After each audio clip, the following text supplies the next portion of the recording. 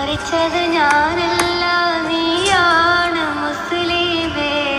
ഫാസിസ തടവറയിൽ അടിമയായി നിൽപ്പോ നീ.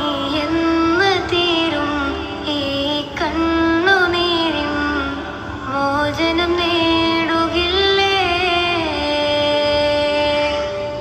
ഫലസ്തീൻ ചിരിയെന്നത് കാണാക്കിനാവല്ല,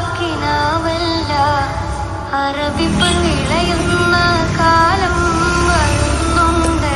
തഖ്വ കൊണ്ട് നേടിടുവേ ഫാസിസം കരയുമെന്ന്.